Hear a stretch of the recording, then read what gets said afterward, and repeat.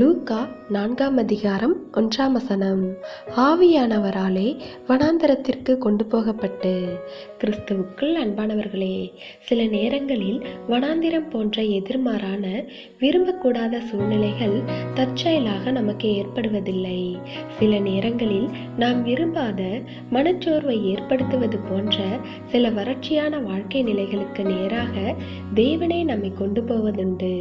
அவ்விதமான சூழ்நிலைகள் வழியாக கடந்து சென்று அவைகளை வெற்றியாக மாற்றி பயனுள்ள அனுபவங்களை நாம் அடைய வேண்டும் என்பது தேவனுடைய வழி நடத்துதலின் நோக்கமாகவும் இருக்கும்.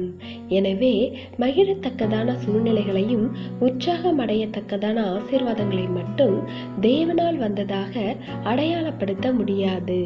வனாந்திர சூழ்நிலைகளும் நம்முடைய வாழ்க்கையில் அவரால் அனுமதிக்கப்படலாம்.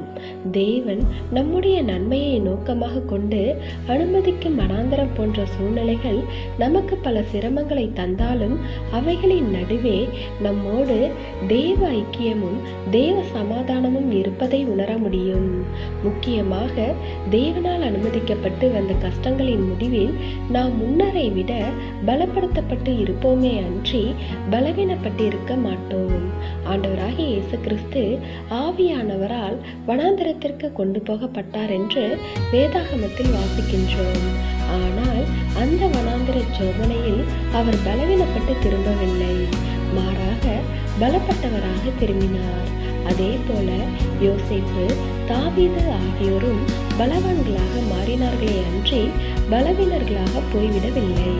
எனவே தேவ பிள்ளைகளே, தேவனால் அனுமதிக்கப்பட்ட சோதனைகளின் முடிவில் நாம் பலசாலியாகவே மாறுவோம் என்பதை புரிந்து கொள்ள வேண்டும். அவ்விதமான மாறுதல் இல்லை என்றால் நாம் நம்மை தற்பரிசோதனை செய்ய வேண்டியது அவசியம். தேவனுடைய கிருபையும் இரக்கமும் உங்கள் அனைவரோடும் இருப்பதாக. ஆமென்.